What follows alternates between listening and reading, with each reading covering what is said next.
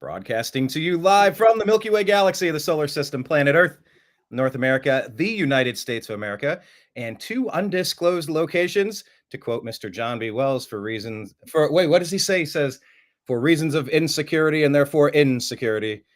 My name's Brian Engelman, and this is Mike Bara. You forgot the part about we're in the Orion spiral arm of the Milky Way galaxy. So it's the Milky Way galaxy, the Orion spiral arm, and the solar system. So yeah, that's how it works. How you doing, man? How was your week? Man, well, I don't know if you. Okay, number one, you need to help me rewrite that intro. Then, if I can get that verbiage proper. Don't forget about the Orion spiral arm. That's what we're a part of, right? Well, what I'd like to forget about is the Cleveland Browns' pathetic excuse for, hey, we've had a whole season to figure out how we lost that playoff game so convincingly in Houston, to showing up and looking completely disorganized. I recognize that last episode, Mike, I asked you to tell me everything you knew, like just from an outsider perspective. What do you know about the Browns? Right. And you had a vast. I wouldn't say it's vast. I have no idea who your receivers are, but yeah, I know a little bit. Well, right now it's Amari Cooper and Jerry Jeudy. They're known. Yeah. Pro Bowler David Njoku at tight end. Yeah. He's okay. But that being said, I was like, well, let me think. What do I know about Seattle Seahawks? I know you guys have had incredible running backs over the past 20, 30 years. Right.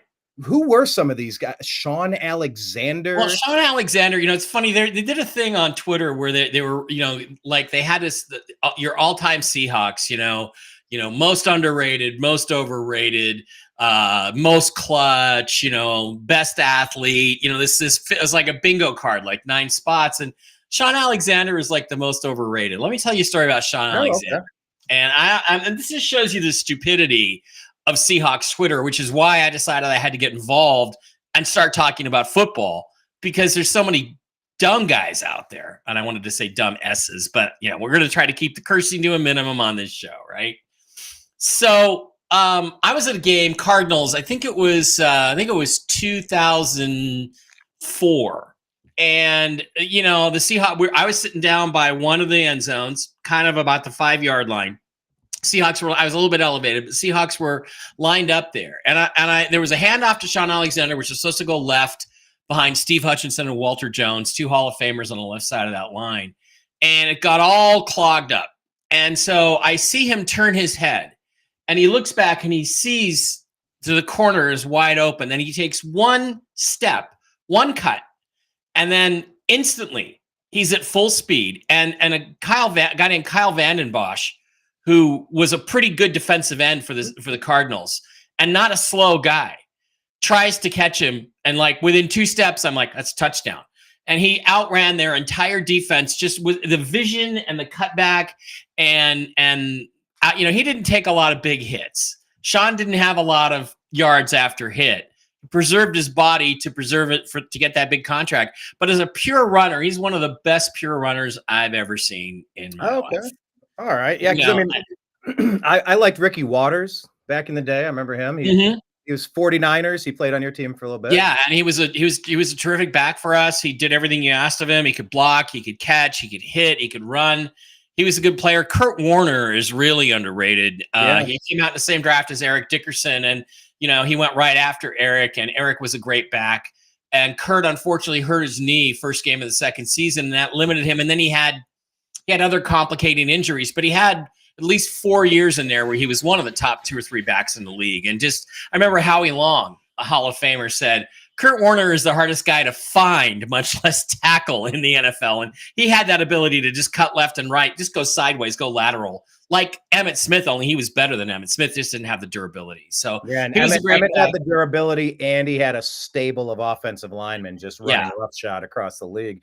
Chris Warren was another good one. Oh yeah, fabulous guy. One of those guys that if he broke it through to the second level, you could just kiss it goodbye, because he was going to outrun every safety in the field. And again, about a 4 or 5 year run of 1,200 yards and 6 or 8 touchdowns. Great running back. And and then we kind of we went into kind of a dark period, late 90s, but again, Holmgren brought that back with Ricky Waters in the early 2000s. And then you follow that up with when Pete Carroll got there, he goes out and gets Marshawn Lynch, and a cast off in in Buffalo, and I remember watching Marshawn play for the Bills against us a year or so before, and he just ran all over us. And I'm like, God, I'd really love to have this guy. And then you get him, and I think Marshawn's got to be the best power back in NFL history. I mean, I don't know, talk Jerome Bettis, Earl Campbell. No, I mean, they didn't run through people the way Marshawn could. And does Jim Brown enter that banging style? Like, does he qualify as a different style? Maybe, but he's so long ago, I can't really make a fair comparison. But Earl Campbell, maybe. Yeah, Earl Campbell, but no, Earl Campbell was bigger, but he wasn't as fast. And you put look at the beast mode runs. He made 3 beast mode runs. The famous one against the Saints, one against the Cardinals, and one against the Houston Texans. Same kind of run. And I've never seen a run like that by any back in NFL history, where he gets hit and he gets away and he gets stopped and he throws a guy off of him and then he cuts back and I mean, I think he's one of the, let's say, one of the best power backs, but certainly in the conversation for the best power back ever in the NFL. I got to let my cat out, but hit me with what you. Yeah. Go ahead. Go ahead. Brown, absolutely. You let your cat out, good sir. You're talking about a running back that ran all over you and then kind of joined your team. I remember 295 yards from Jamal Lewis when he played for the Ravens at running back. Yeah. And then he joined the Cleveland Browns afterward. And he was a solid productive player. When I lived in LA, I used to go watch the Seahawks play in San Francisco. When did you live in LA? Oh, like 2003 to 2015. So quite a while. Shit. We overlapped quite a bit. Yeah. I had you, in my mind, you were living in Seattle. I guess you haven't. No, well, more recently I have been. But yeah, if you weren't at Bear Elegance on a regular basis, I wouldn't have seen you. So my LA experience. So in fact, we now call that Bara Elegance. Bara Elegance. Yes, it's been renamed after me for all the single mothers I put through college there. I was in the Culver City area. What neighborhood? Oh yeah, yeah. I was in Torrance and then Redondo Beach, literally on the Esplanade of Redondo Beach. So it's LA area. I worked in Hermosa, so I would drive down the 405 and I'd be like right in that same hood. Oh, I would go to Hermosa all the time. Sharky's, Hermosa, and Sharky's, yeah. All of those great places where all those pretty LA girls were in bikinis. A lot of times it was just spectacular. So anyway, when I think of the Seahawks, I think of a lot of great running backs. Of course, Steve Largent. I mean, right now you got Jackson Smith and Jigba, DK Metcalf, and who's your other one? You got another one?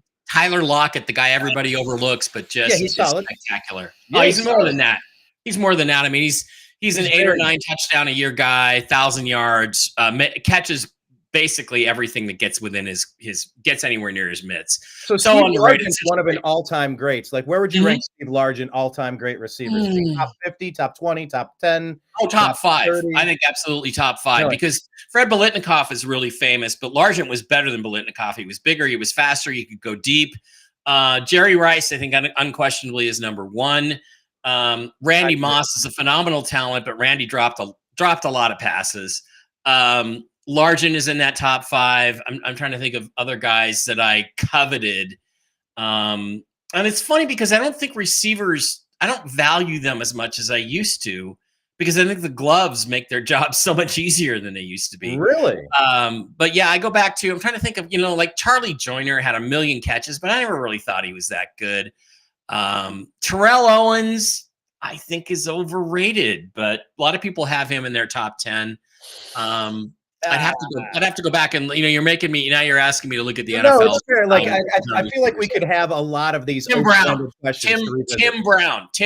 is 3rd or 4th. He big, strong, fast, caught everything that was around him. Just very, very difficult to defend. And a guy who I think is super underrated and absolutely should be in the Hall of Fame, who just killed us on a regular basis against the Broncos, is Rod Smith. Rod Smith was an undrafted free agent, and that guy could do anything, including run the ball that you needed him to. And Mike Shanahan just made great use of him. That guy was a really explosive player. So I don't know. Those are some of the guys that come to mind. What about you? Yeah, geez. I mean, can I, both of these questions, can I say something absurd about the Cleveland Browns? If Absolutely. we could take the best season of these two players that they were one-hit wonders, if you could. Yeah. We're talking the cover boy for the Madden football game, the White Rhino, Peyton Hillis. He had one season where Yeah. people bounced off of him like Bo Jackson and Tech. Yeah. Yeah. I am telling you, he took the league by storm. Yeah, And I if remember. he just had 15 years of that, he'd be one of the top 5 all-time greatest. But it was kind of flash in the pan. And Josh His body Gordon, couldn't take it. Yeah. the other one was Josh Gordon. Nobody's ever done what Josh Gordon could do, but he had one season, and then the league they tried to Trevor Bauer blackball him and just kick him out of the league because he smoked a little weed or something. Yeah, Josh Gordon came to Seattle once or twice and could still do spectacular things, but because he never got, he was suspended so often, he couldn't get the consistency back like he used to have. Yeah, Josh Gordon. Wow, what a great player he was. Physical talent. What a great player. Never seen anything like that. So yeah, I just a few things about my Brownies. I know a few things about your team. I'm not an expert per se on your team, but I know a couple things. I respect that team, and you got Buckeyes there, so I root for Buckeyes. As long as we got some Buckeyes. Some Buckeyes and some Huskies. So I got to ask you about the big story coming out of Cleveland this week, which is Deshaun Watson getting accused again.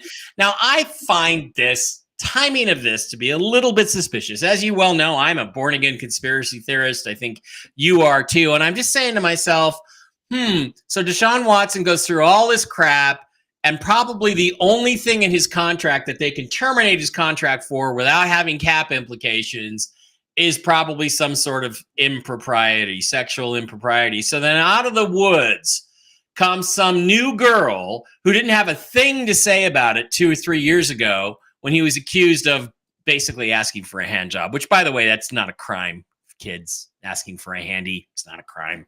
And I never believed paying for it can be a crime. That's John activity, right? Technically, right.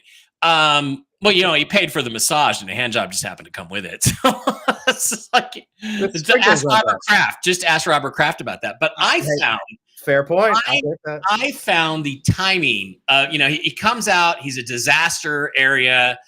It looks like he's still hurt, and he's lost confidence. And he used to be able to see the field. Didn't seem like he saw the field. I didn't watch the game closely enough, but I would say, look, if I was an investigative reporter and I had the resources, let's say somebody like Mike Florio or Pro Football Talk, I had the resources to go and check or have somebody check, who does this woman know?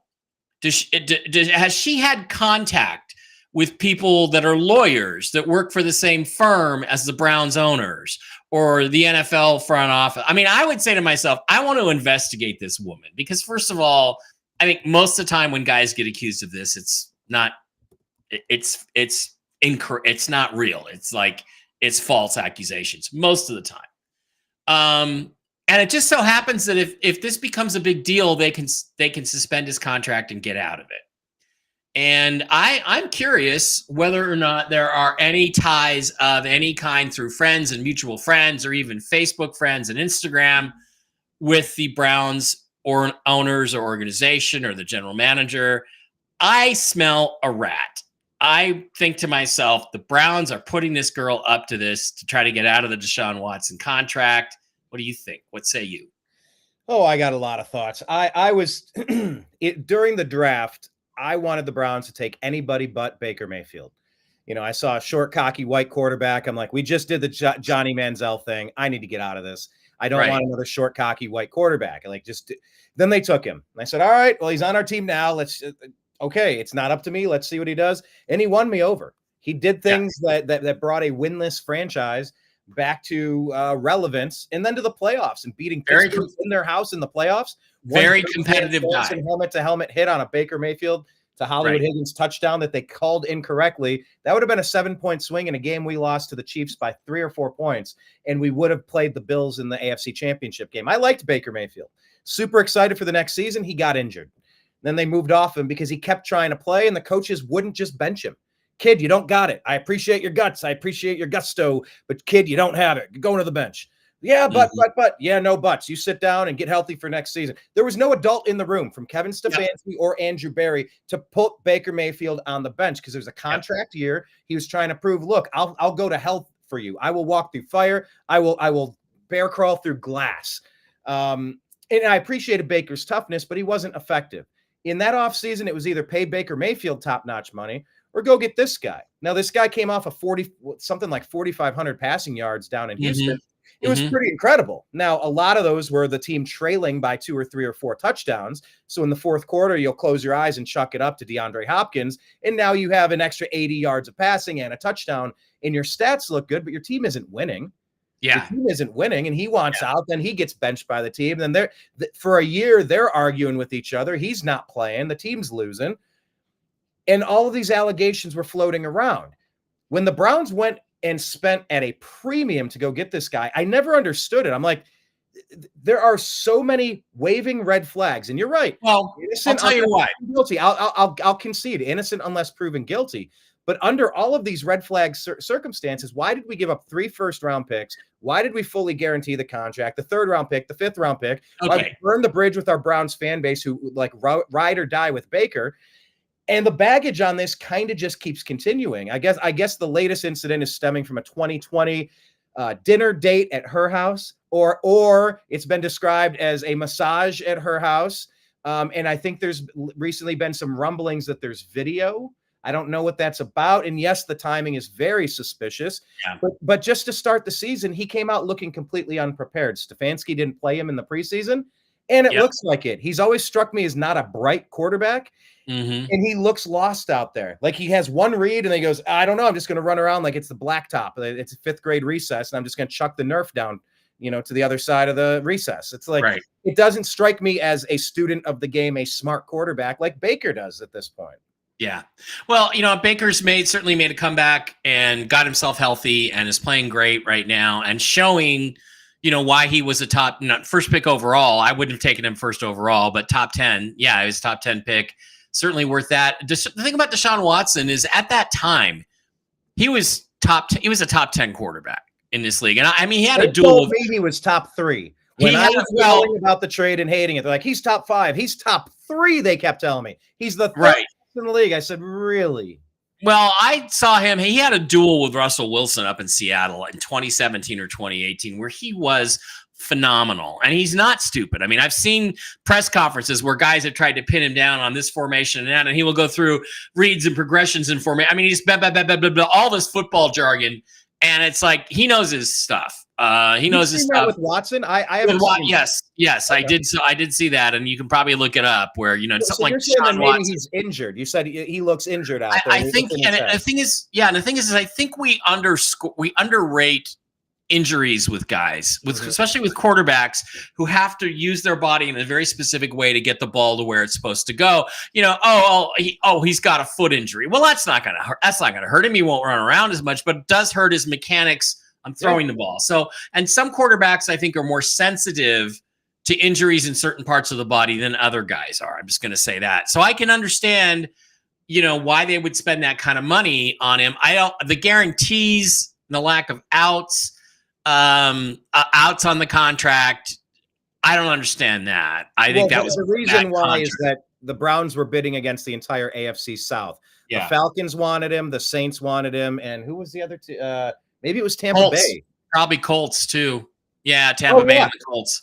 So there were a pile of teams that were quarterback needy. Probably 5 to 10 teams. Usually 5 to 10 teams are looking for a quarterback upgrade. And look, the thing is, I think in the modern NFL, you have no chance of winning a Super Bowl unless you have an elite top 10 quarterback. You just don't anymore. It's the days of Nick Foles winning the Super Bowl with this great roster you built around him are not going to happen. But once in a blue moon, once every 12, 15 years, you're not going to be that team. Dear John Schneider and the Seattle Seahawks, you are not going to be that team. You are not going to strike. Lightning is not going to strike twice and give you Russell Wilson in the 3rd round. You've got to go out and find a guy in the 1st round and pay through the nose to get him to build around. Anyway. Well, that's what it is. Usually why they did that first contract. They want to get a guy like Brock Purdy, or they want to get the Lamar Jackson, Josh Allen, even the Baker. Like you want, but the weirdest thing about the NFL, I saw a stat, and I think last time we talked, you said you're not a big fan of like the advanced metrics. Yeah, figuring out. Estimated yards per completion. That's Bullshit, okay? That's somebody's opinion about whether or not the quarterback should have completed that pass. That's nonsense. That's not a stat. That's not a measurement. That's anything that involves an opinion on whether something was completable or there's another word, throwing guys open. Oh, Justin Fields is dead last at throwing guys open. What the hell is throwing guys open? What does that even mean? It doesn't mean anything. All it is they created all these BS analytic metrics so geeks like you and me on the internet can talk about football and pretend like we know something more than the other guys do. Come on. Sorry. That reminds me of a longtime joke I've had when I tell people that I'm a theoretical physicist. Yeah. They say, you are? I say, yeah, theoretically. Like it's not a thing.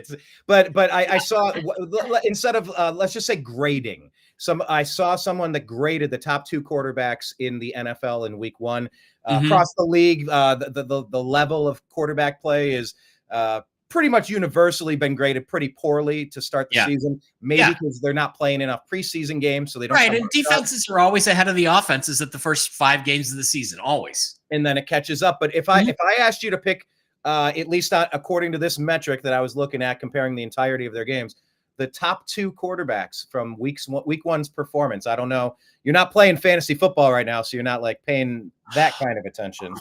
But if you could guess, guess what their measurement was? Just who the 2 quarterbacks that turned in the best performance in week 1. Who do I think?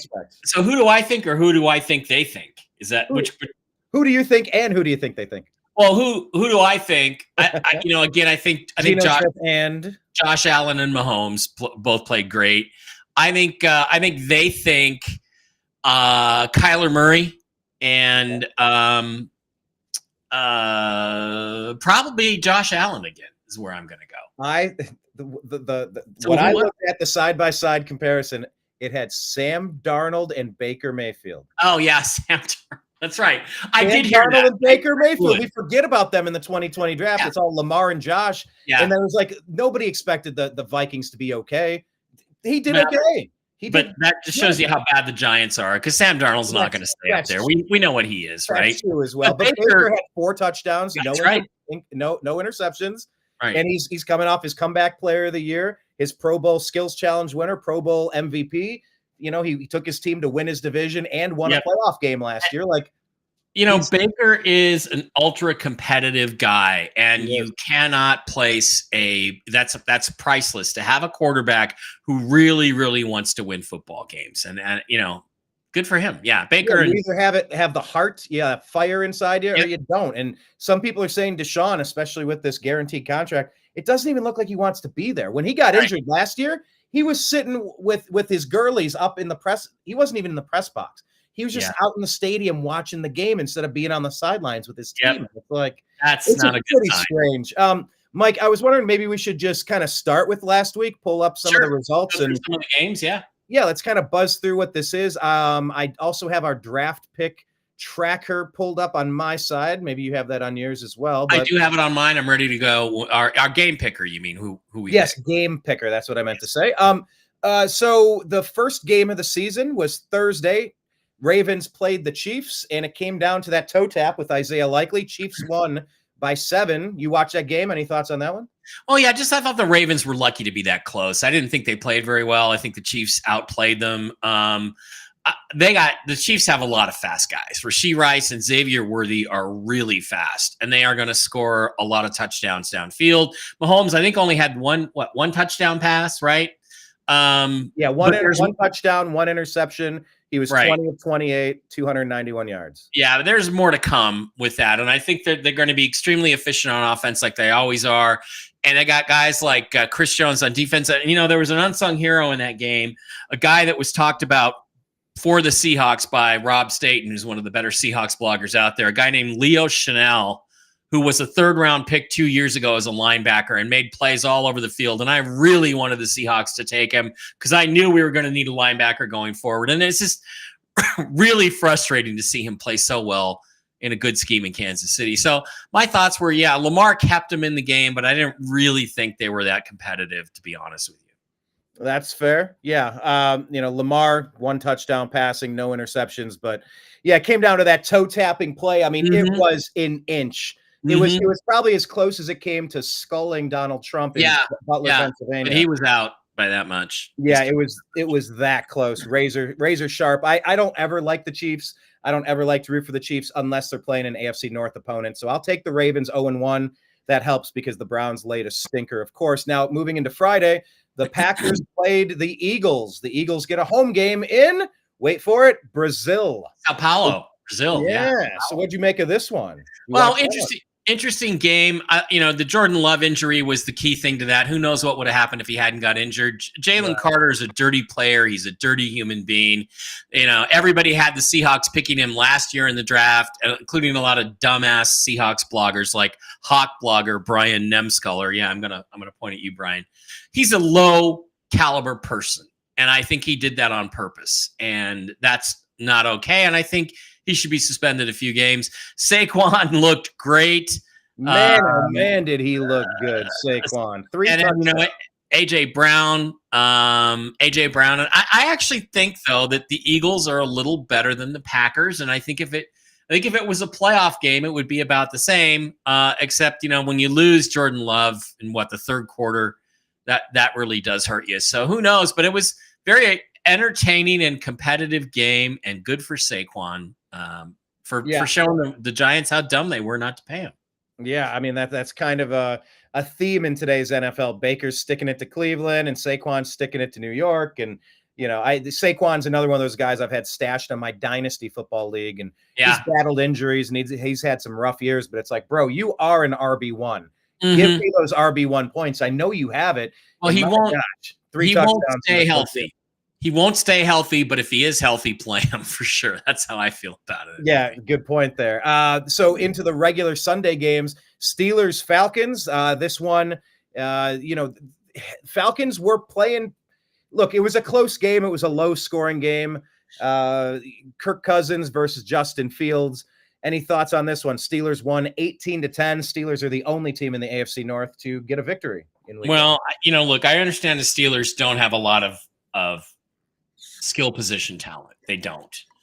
And Justin Fields is the guy I wanted the Seahawks to take a chance on trading for to back up Geno Smith and maybe replace him in a couple of years.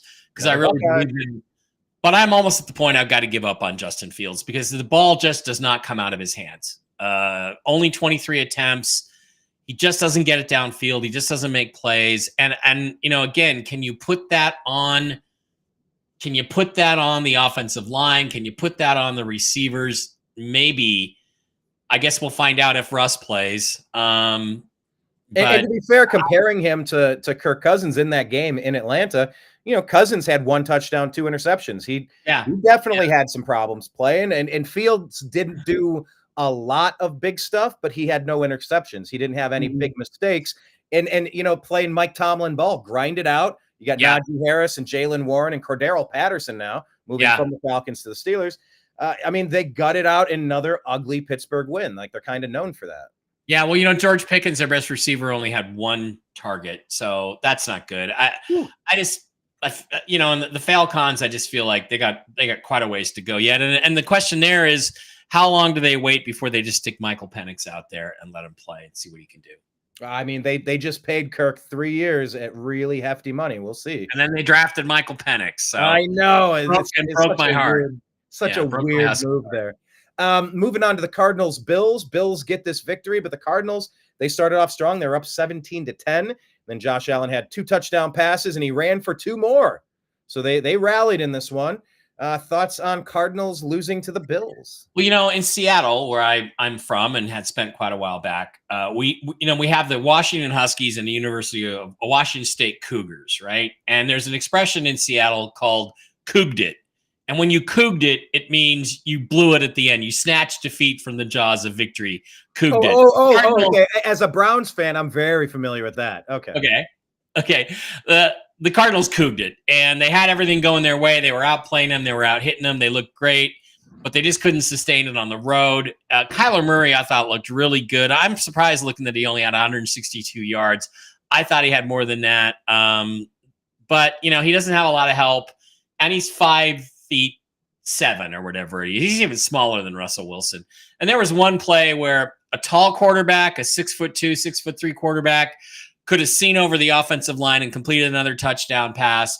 Murray probably saw him, but couldn't get the ball to him. They ended up with a field goal instead of a touchdown. Those kind of things hurt you.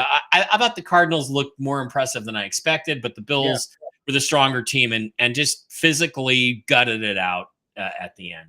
Yeah, and it's just interesting going through these first few games. These are a lot of one-score games, or one score and a 2-point convert, like one possession games. I mean, everything counts in the NFL. Yeah. It's a game of inches. Kenneth with a fun question here. Do quarterbacks listen to Nickelback? Yeah. Quarterbacks listen to Nickelback. Nice. Does anybody listen to Nickelback anymore? Yeah, like I actually know their manager. It's a fun story. I've had in-depth conversations with him at the bar. Okay, moving on from those two, let's talk about Tennessee Titans and the Bears. This was another one. Tennessee was up 17-3, pretty much done, right? Well, Caleb Williams didn't look great, but he got it done when it counted. And the Bears somehow got a win here. What do you say about this one? Talk about another one possession game, by the way. Talk about an ugly game. I mean, Titans had it sealed up. All they had to do was not screw it up, and Will Levis screwed it up. I liked Will Levis. I wanted the Seahawks to draft him. I'm still standing by that because I'm not going to judge a guy based on one game. But that interception, you got to know by your second year in the league, you don't try to make that throw in the NFL. Got picked off for a pick six, turned the game around. Titans should have won. Caleb Williams looked like a rookie quarterback. And so, what can I say about it? Bad game by two bad teams. And it's just everything that they're going to do this year is going to ride on the improvement of their two quarterbacks. I will say the Bears defense has shown, or at least I saw some flashes last year. My gosh, are they good? Yeah. My gosh, is that Bears team pretty well? And then they traded for a guy from the Seahawks. We gave away Darrell Taylor. He had 8 tackles, 7 solo, and 2 sacks, including a forced fumble. He's a pass rushing end. The Seahawks decided they didn't need him. They traded him away before the last. They traded him away to the Bears for like a 6th-round pick before the last preseason game. And then in the last preseason game, our best pass rusher, Uchenna Nwosu, gets injured by your Cleveland Brown, what's his name, Wyatt Teller, throwing himself at his knee. Gosh, we sure could have used that pressure last week. So Darrell Taylor, good for him. Good for him. I noticed that. And anything that makes John Schneider look like a dumb general manager, I'm okay with. I'm okay with that. Let's make John look dumb. Let's make John look dumb and get a new GM in here that knows what he's doing. Well, we're talking about new GMs. What about new coaches? Patriots, they're kind of off the Bill Belichick era, moving on. And look, here's another one-score game. Yeah. Patriots, they were up 10-0. Then it got close and interesting, but Patriots edge out the Bengals 16-10. What did you make of this one? Patriots surprised me. Their offensive and defensive lines are really good. They got good linebackers. Gerard Mayo was a linebacker. He coached them very well, I thought. And, Jacoby Brissett was good enough. And, he got the ball downfield where it needed to be. And the Bengals, you got to be scared. You got to be scared because, look, here's the thing, Brian. If you go 0-2, your chances of making the playoffs are about 20%. If you start 0-2, your chances of going to the Super Bowl are less than 5%. Cincinnati now is in a must-win situation if they're going to be taken seriously about going to the playoffs or the Super Bowl. And gosh, what a crushing disappointment at home to lose to a, let's face it, below average New England team. That can't be good. They got out-physicaled at the point of attack for most of the game, at least from what I saw. Yeah, and I think that holdout, I really think there is something to say Deshaun Watson with the Browns not playing in the preseason, or Jamar Chase holding out the whole offseason looking for another contract. They targeted him 6 times and he caught all 6, but a 10-yard average, no touchdowns, and they had a really hard time getting anything else going. Zach Moss punched it in for 1 touchdown, but you saw Joe Mixon playing really well for the Texans. We'll get to that in a minute, but I don't know what's going to happen with the Bengals. They were the kind of the sort of the toast of the AFC for a hot minute there, and you saw a bright future, but I don't know. They're getting off of the gates sputtering. And you gotta wonder about Joe Burrow's wrist, which he injured. I saw one guy say, I talked to a doctor friend. He said that kind of injury, you never get over it. And Burrow will have problems with this for the rest of his career, and it will affect his throwing motion. You got to say, what I saw Monday, I don't think I don't think you can discount that claim after looking. Yeah, well, this goes back once again, like you said, to the importance of health. We can have the NBA GOAT discussion all day. I mean, I'm not entirely certain where you stand on it. I'm a Cleveland fan, and I think breaking the Cleveland curse and the stuff I saw LeBron do that was extra worldly against the Warriors for 4 straight years, even the years he couldn't bring a championship home. I've never seen anybody go that beast mode that consistently. But with LeBron, as I call him, the GOAT 1A, Jordan 1B, and then everybody else is kind of somewhere underneath that. I think the durability of 22 straight seasons at peak physical condition in the prime, 22 seasons of prime career, like how do you even get that? But some of that is so lucky when it comes to injuries. Guys like Kareem would tell you the league is so easy now. I could have played 30 years because nobody hits anybody anymore. Nobody's physical. Yeah, it's a cakewalk now. Anyway, but let's not get into that. Anyway, my list is Magic, Larry, Michael, Kareem, and Kobe. That's my top 5. Well, LeBron doesn't even crack the top 5. All right, well, probably not the top 10. Oh honestly. My God! There are too many times, especially early in his career, when they need the somebody needed to take the last shot and he didn't want it, and the great ones want it. All right, we'll discuss that on an NBA show sometime. Yes, we'll unpack that down the road. But the thing is, the game's so different now than it was 20 years ago, Brian. So it's hard to make comparisons. Every game is. Hard. Football is, baseball, like all these games are sort of different. Not quite as different as the NBA, though, I don't think. Anyway, Texans Colts. Colts. Anthony Richardson, I saw him throw that ball 66 yards accurately downfield. Phenomenal physical talent, but does he have it up here or something? He wasn't even really set. Yeah, but does he have it up here and does he have it in here? We don't know. And can he stay healthy? He takes hits. He got bounced around a little bit in that game. So played a great game. CJ Stroud did not, I don't think, look quite as good as Richardson. He had a couple of dropped interceptions, but CJ is going to be a great player. And Joe Mixon, wow. How dumb do you look for giving up on him? Cincinnati, right? He came from Cincinnati. Yeah. He was there last year. And remember, he was a character guy. He knocked out some girl or knocked her down.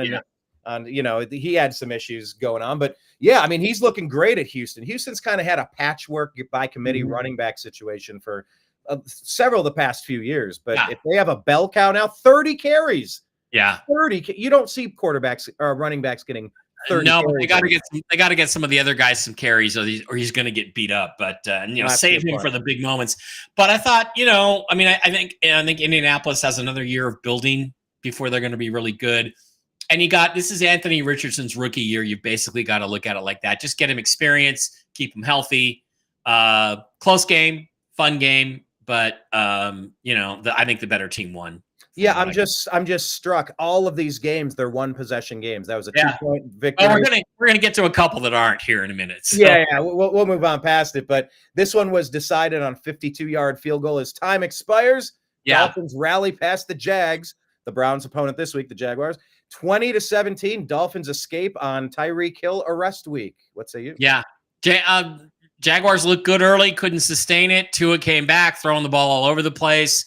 And when you got Tyreek Hill, you have the best weapon in football right now, probably, right?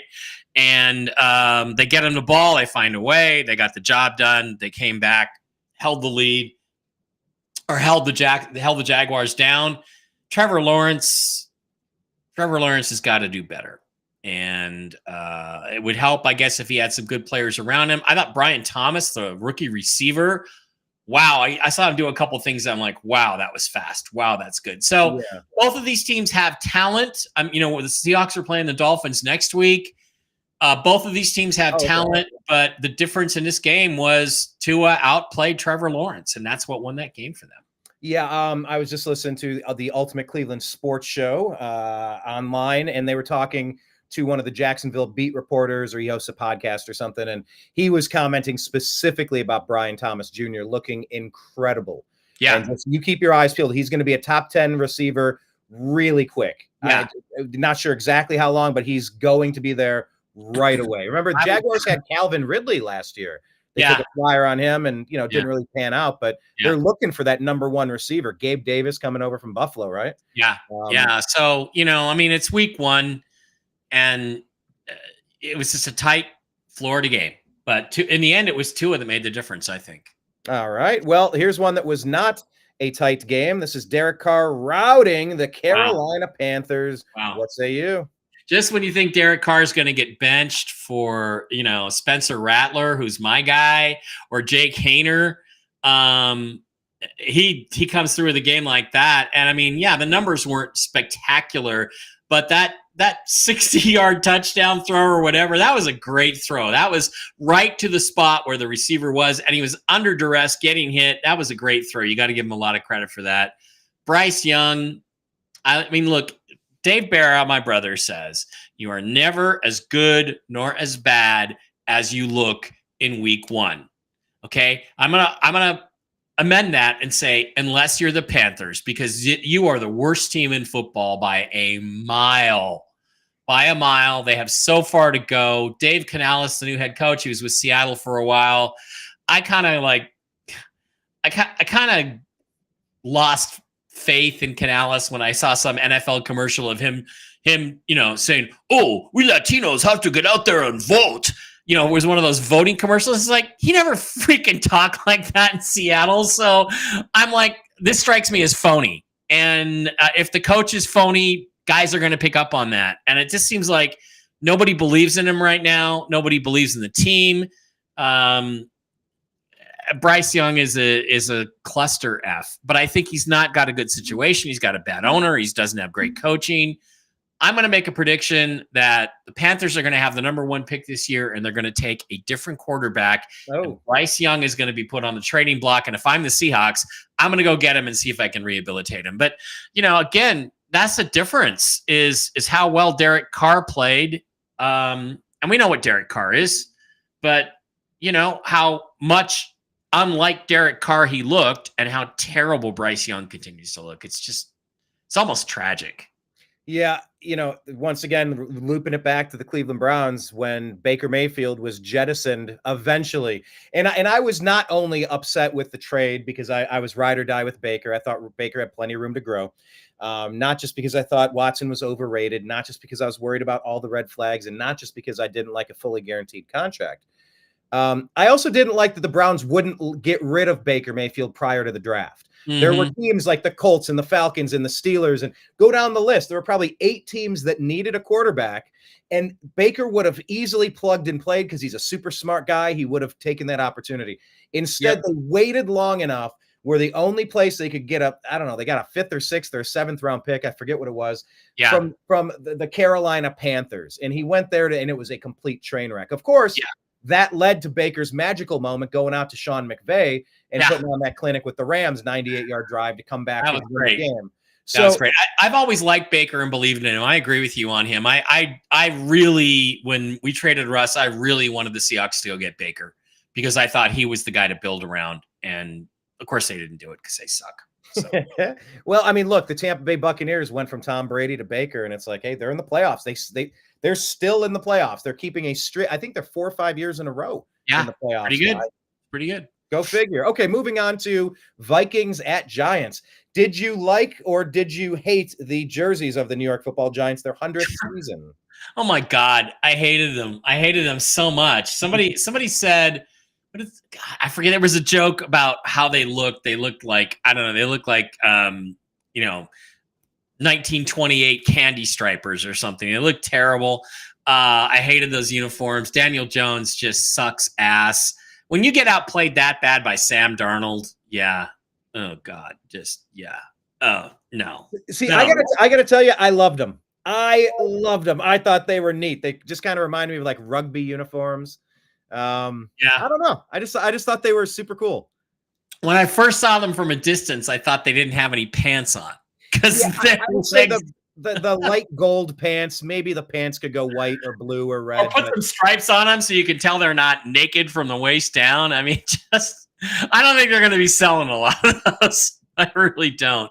So that's just an awful game. It was completely one-sided, and it shows you what a shame it is that J.J. McCarthy got injured, because the Vikings have a fairly solid team around him, and he might have really grown as a rookie quarterback, and now they're going to have to wait a whole year to get that development.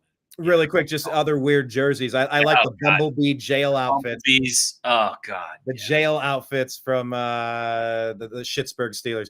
I don't know. I'm just kind of a fan of the weirdness of it all. Anyway, I thought it was neat, but they're clearly not a great team. Sam Darnold played okay, and they do have some talent around him. Yeah, J.J. McCarthy's injury, that does suck. I'm not a fan. You're going to miss a whole year of development with a pretty good team around him. A team is good enough to score a few points, and you would have known by the end of the year whether he was going to be your guy. You probably would have known that if he's been able to stay healthy. Well, and the question was, are you going to redshirt him, or are you going to actually get him to play? And is Darnold, he kind of won the spot before they even competed. So was he going to be primed to give him the keys halfway through, or was he going to, redshirt one? I don't know. But Vikings, look, Aaron Jones looked okay too. He's another one of my dynasty guys. Yeah. Doing okay. And Justin Jefferson had a quiet day, only 59 yards, 1 touchdown. But that's because somebody told him every quarter was the fourth quarter. Where he always disappears. Yeah, Justin Jefferson. To me, Justin Jefferson is a prime example of a guy made by fantasy football. If you look at him outside of fantasy football, to me, he doesn't make big plays when you need him to win a game. But if if you're a fantasy geek, he's great. All right, let's talk about this one here. Raiders at Chargers. This one was 22-10 Chargers win. And J.K. Dobbins, the former Buckeye, often injured, he looked really good, 135 yards out there. Mm-hmm. What do you say? One of the big surprises for that game to me, because the Seahawks played the Chargers in preseason and just dominated. And it's a lot of second and third string guys, but that shows whether your squad depth is any good. And I thought the Chargers just didn't have any real talent, but I think their first line guys, if they can stay healthy, are better than I thought they were. And what surprised me was how they were a lot more physical than the Raiders. And the Raiders are a mess. They don't have a quarterback. Wow, I think they're a mess. And I think, again, they're a top 5 team picking in the draft this year. Gardner Minshew. Good player. Never, not great. So I guess what's the over-under then, Mike, if you think they're a bottom 5 team? What's the over-under on when Devontae Adams asks to be traded? Oh, well, I don't know. I would have thought he would have been asked to be traded the last 2 or 3 years. I can't believe he stuck with them because, imagine, I'm sure if you went to the Chiefs and said, do you want Devontae Adams? They would have said either this year, last year, or the year before, we'll give you a first-round pick for him. And I don't know why the Raiders are paying him. This is exactly the problem the Seahawks are going to have with DK Metcalf. Why are you keeping this guy around and paying him when you can't get the ball to him because your quarterback and your offensive line and your running game's not good enough to set it up and you're not winning anything? Just give the poor guy, give the guy his freedom. Let him have his Shawshank Redemption moment and send him to the Chiefs or the Dolphins or somebody where he can go play for a championship because he's a guy who deserves a chance to play on a really good winning team. So no, that's fair. I'll definitely say week 6.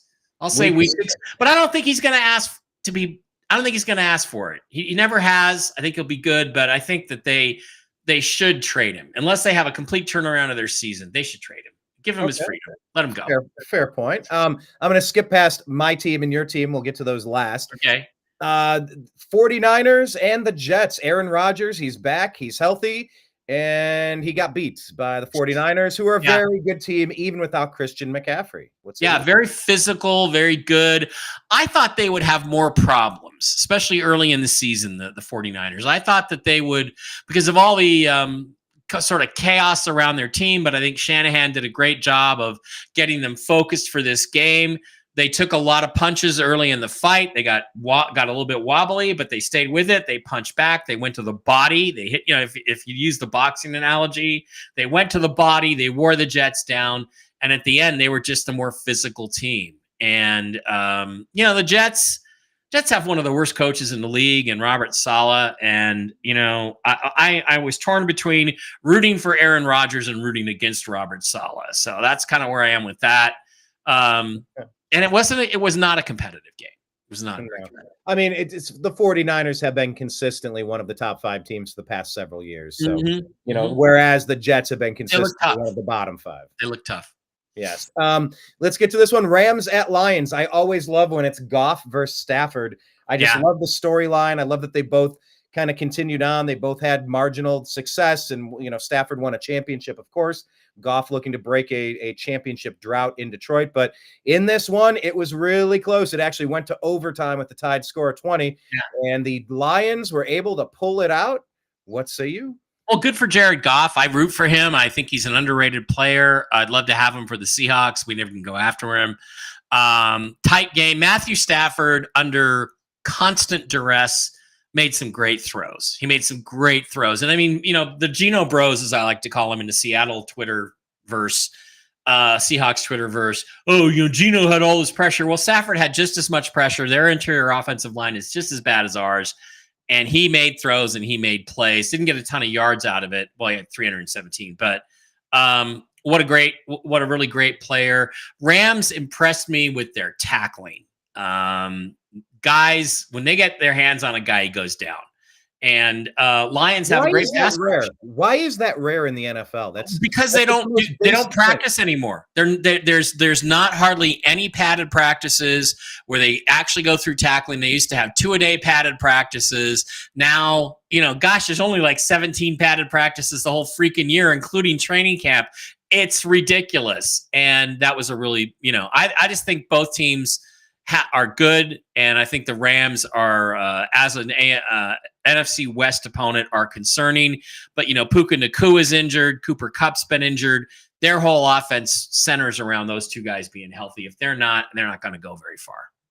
Yeah, another question: when did the NFL, at least the defensive backs and the wide receivers, when did they turn into like 1980s rollerbladers?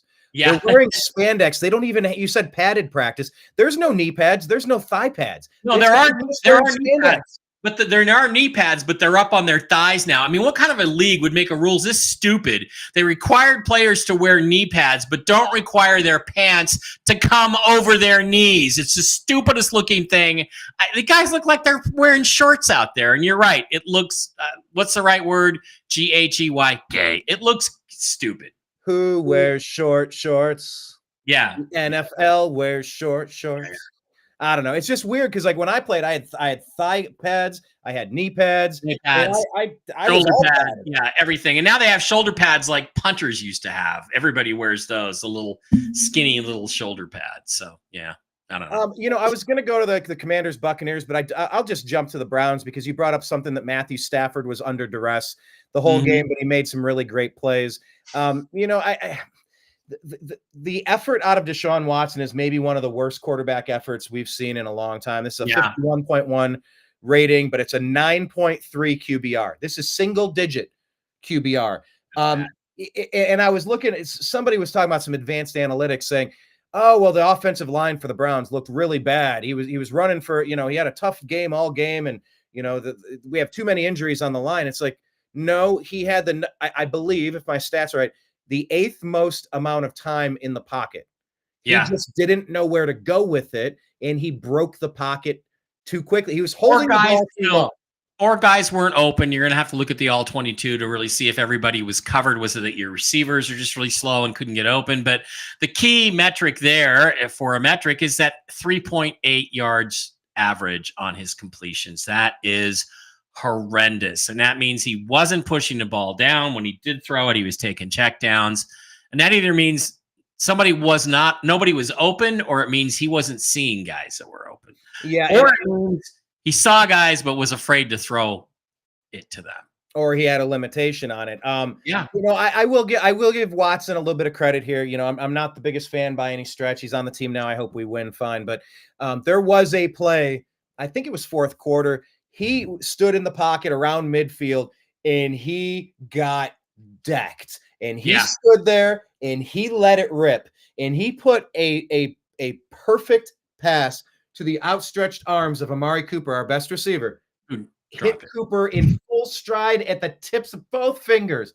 It went through both fingers, both hands rather. Yeah. That could have been an extra touchdown, an extra 45 yards on the stats, and maybe it wouldn't look this lopsided. But if you take away that one great play that didn't happen, yeah.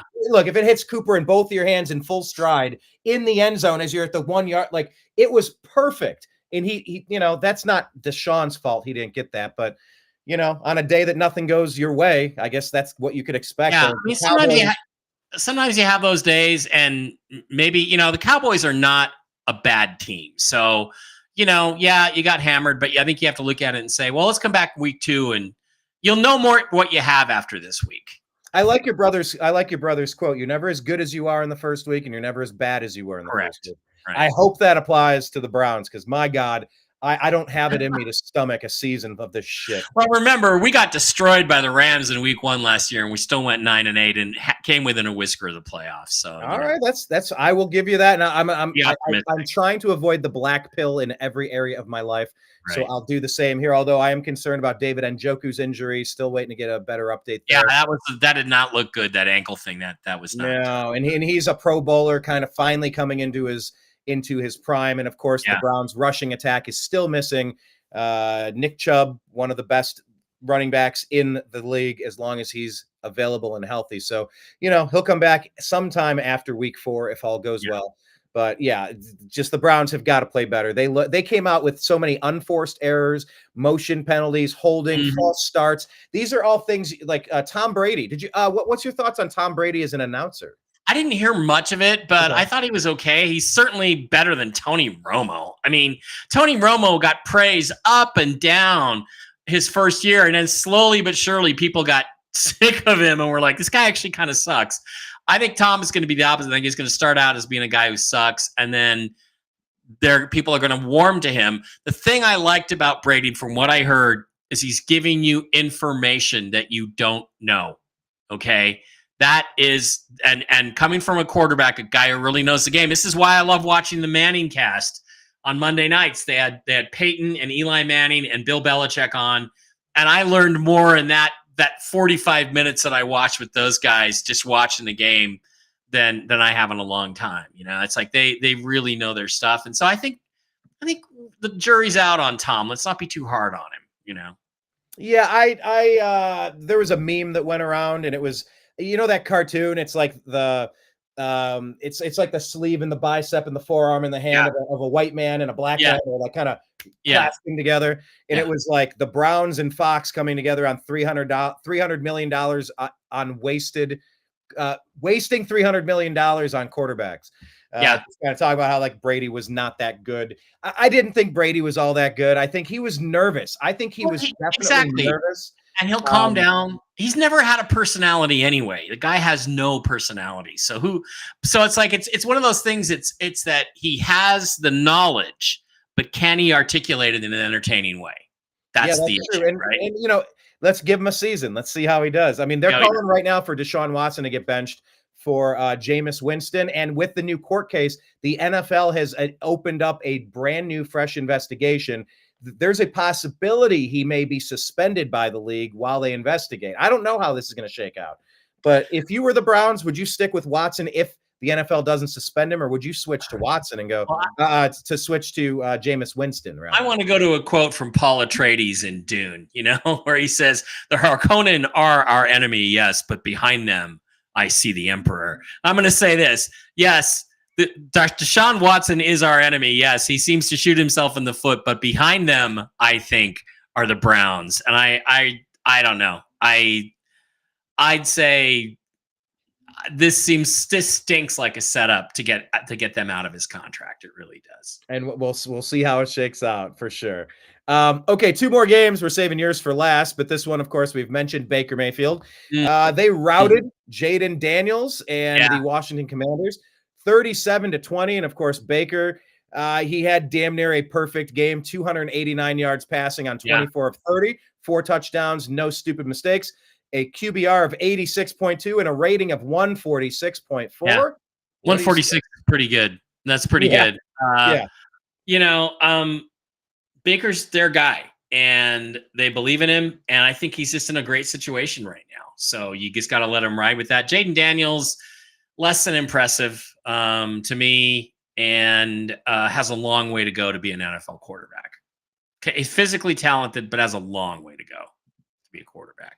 And that's going to be tough for the whole season with Washington trying to. And the Redskins, they're just kind of a disaster area right now. They still are. The Washington Commies. The Washington Comrades. We should start calling them the Washington Comrades. The Commies, the Comrades, the Kamalas. Oh, yeah. Lord willing, she does not get that position, and we don't have to make that joke. Okay, we've saved the Mikest for last. Maybe not the best, but the Mikest for last. Seahawks defeated the Broncos. And I don't know, maybe that was a little closer than I expected, 20-26. Kenneth Walker III, one of my first-round draft picks in my dynasty league at running back, he provided some pop. So what do we got going on here? Break it down.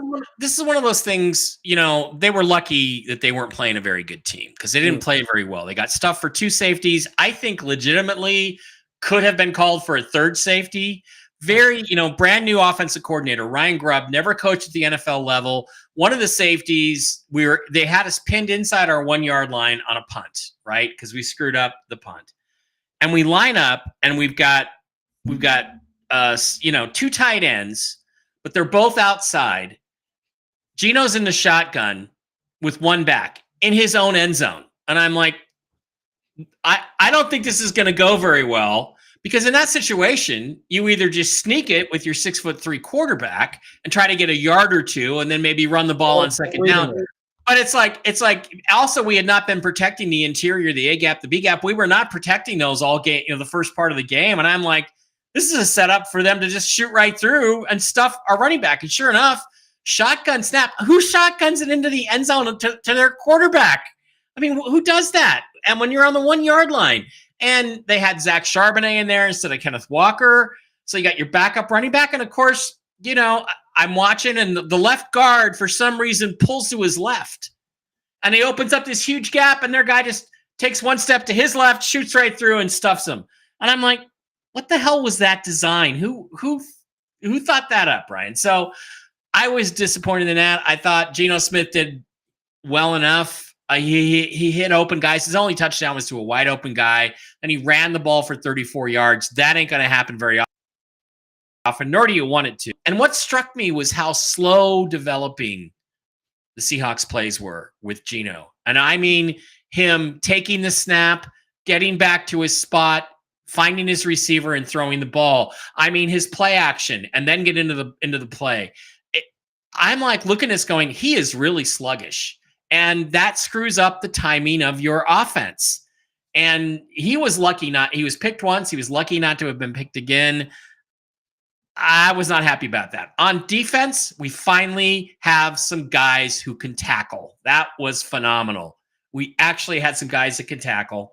I thought they tackled great. The defensive coverage, the secondary looked great. The linebackers were absolutely fabulous. I forget a couple of new guys. Played really, really well at linebacker. The defensive line looked solid. Didn't give up any run plays except 1 or 2. Not a lot of pressure on Bo Nix, but Bo Nix is clever and elusive. And we were playing a really bad team. It's a win. 9 weeks from now, you'll only look at it as a W. You won't think about it. But So I guess last year was, you said 9-8. You were close to the play. You were on right. The edge.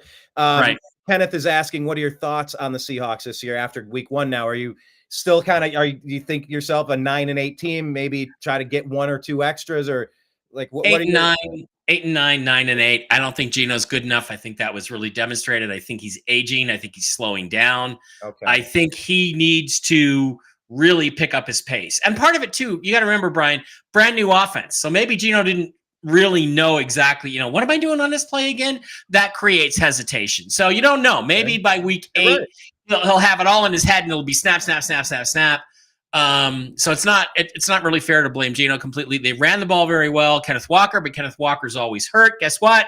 He's hurt again. So he's probably going to play this weekend, but will he be effective? So, again, offense leaves a lot to be desired. Special teams, some sloppy plays, a muff punt that got recovered by the Broncos. 2 safeties they gave up. Could have given up a third. Got to be less predictable on offense. Defense was as advertised, so you can't complain about that. But I've been arguing all along with my Seahawks Twitter brethren, the Geno Bros.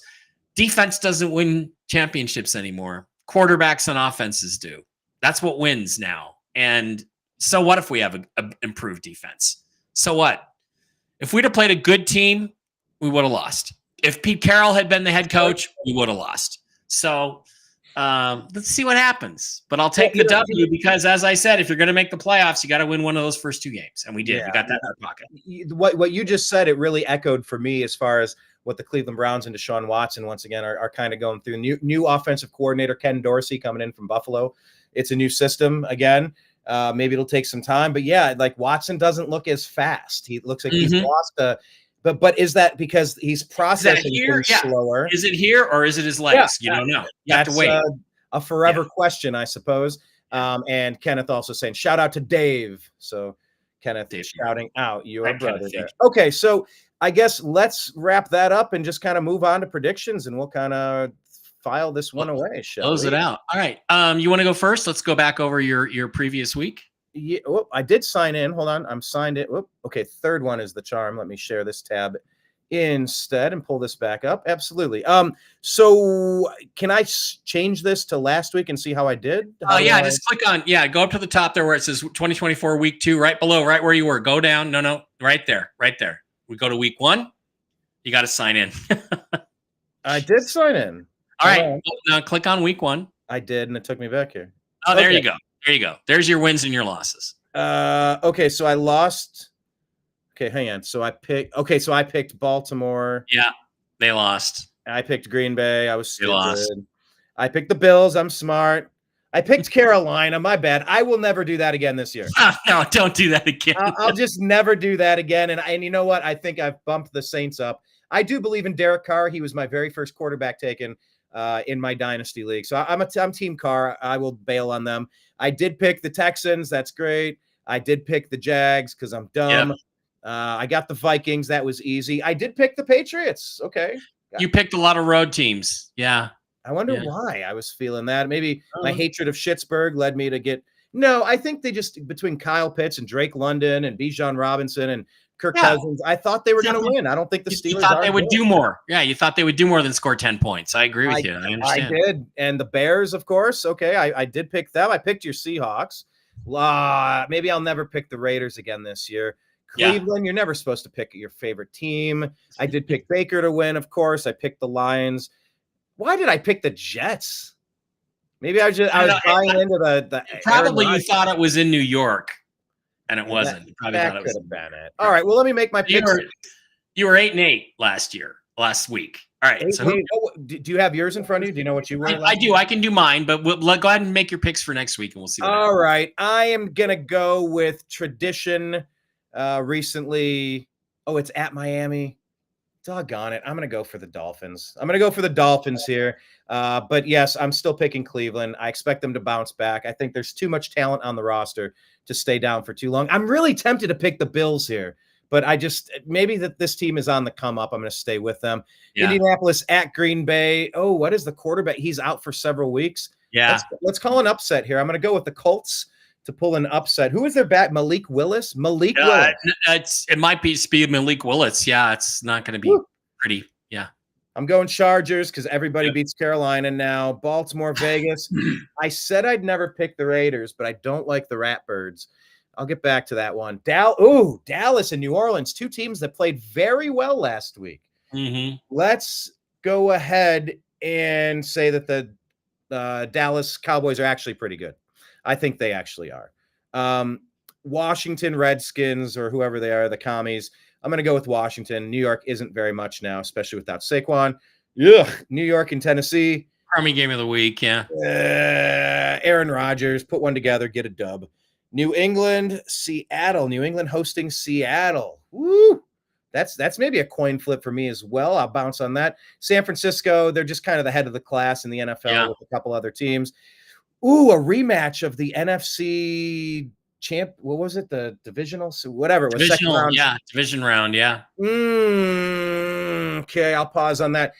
God, man, the Rams lost, but they looked okay. Arizona looked good. Man, some of these I don't know who to pick. Cincinnati, Kansas City. You got to pick somebody. Oh, I will. I'm going to go with the Bengals to bounce back. I'm just rolling the dice on that one. Houston's going to beat Chicago.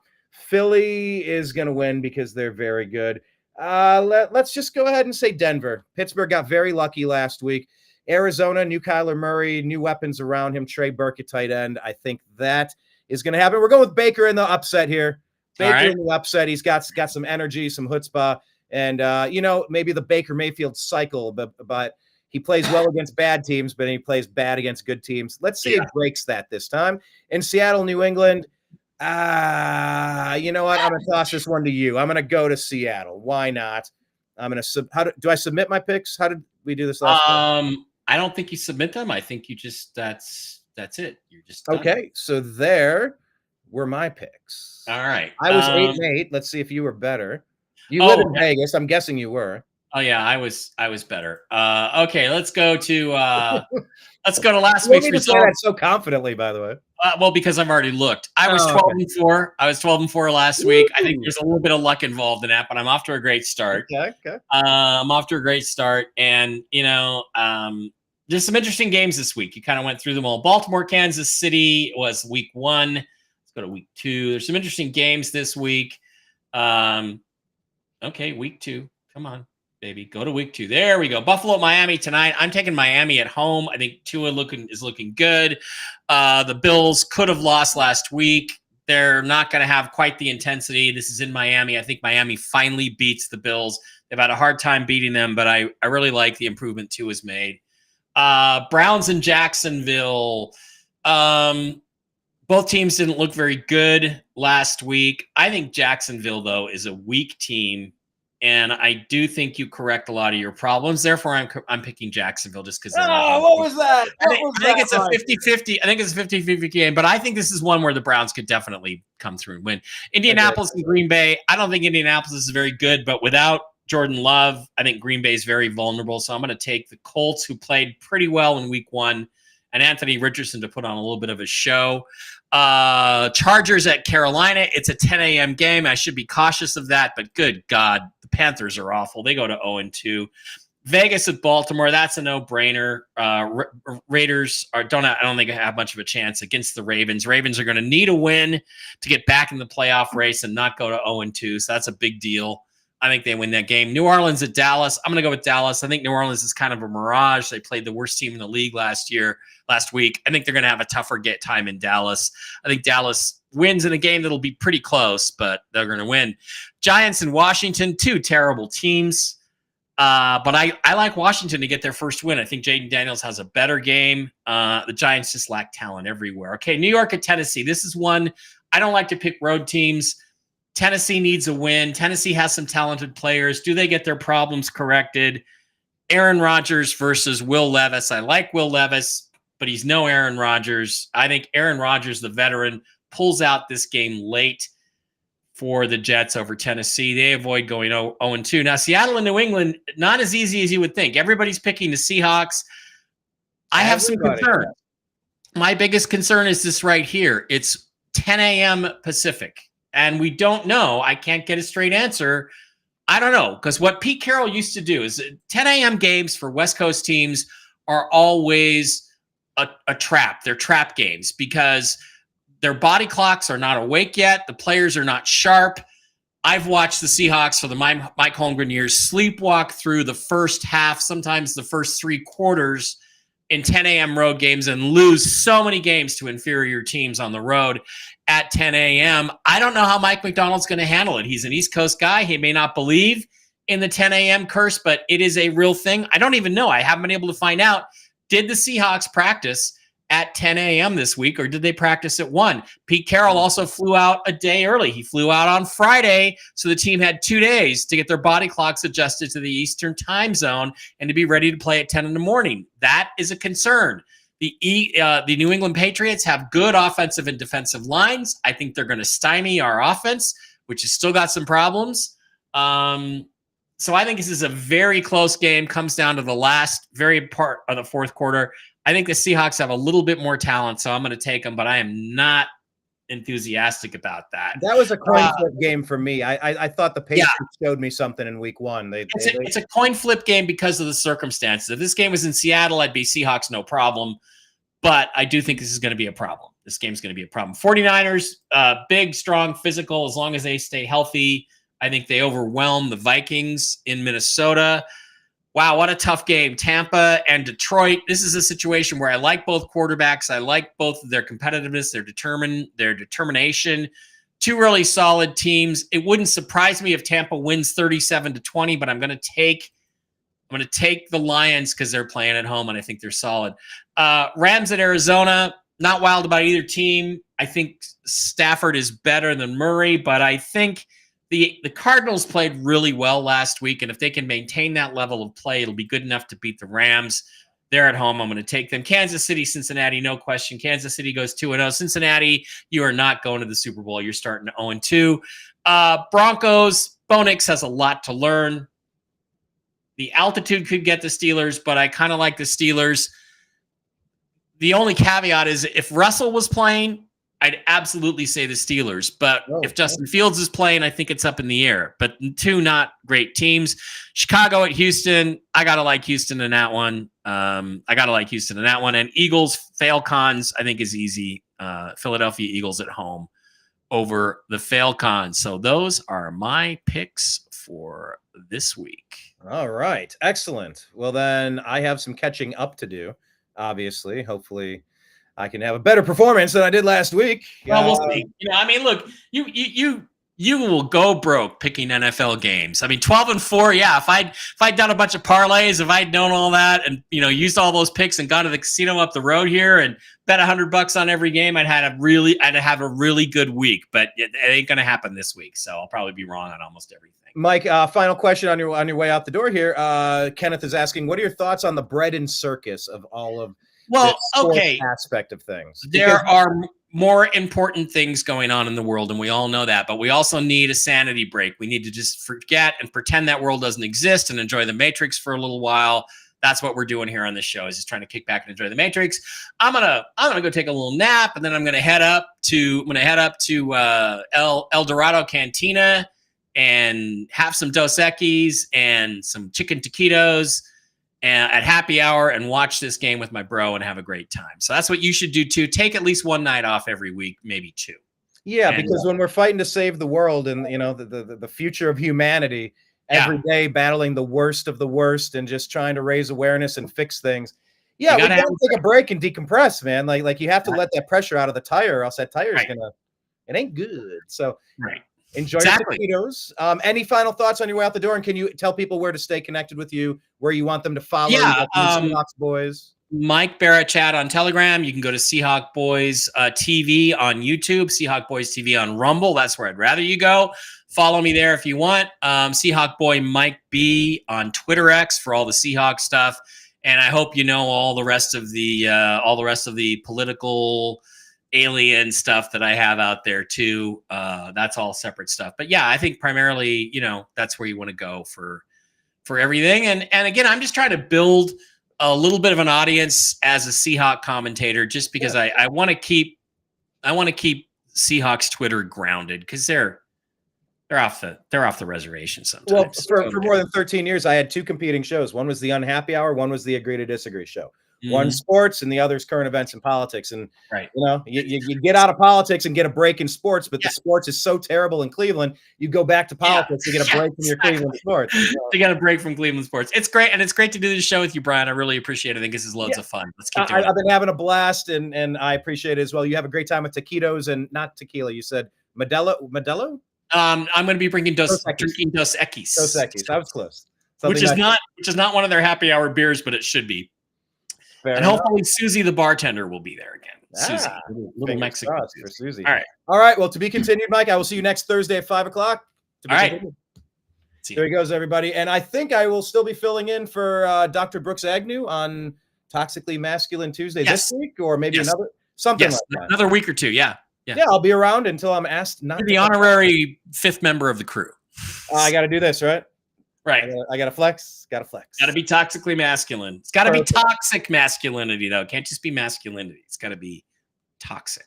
All right. I'm out of here. Thank you, Mike. To be continued. We'll see you next week at 5 o'clock on Thursday. All right, everybody. Thank you so much for joining us here. Goodbye, Mike. We'll talk to you soon.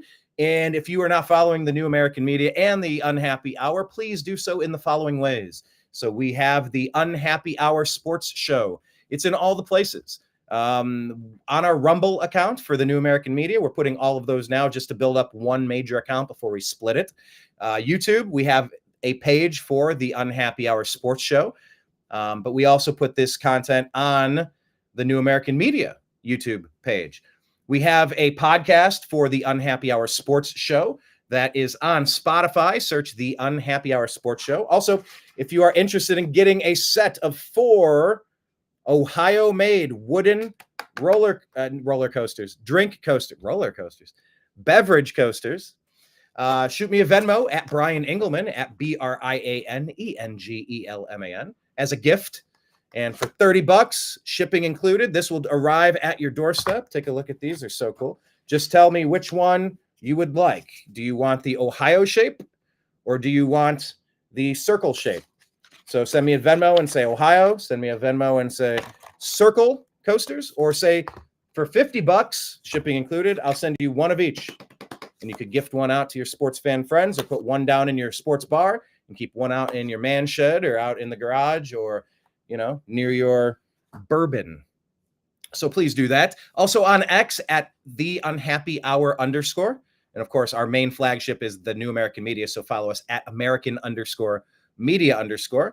In all the other places, the Unhappy Hour Sports Show. All right, cool. Well, I'm going to run for now. Special thanks to Mike Bara. Follow him in all the places.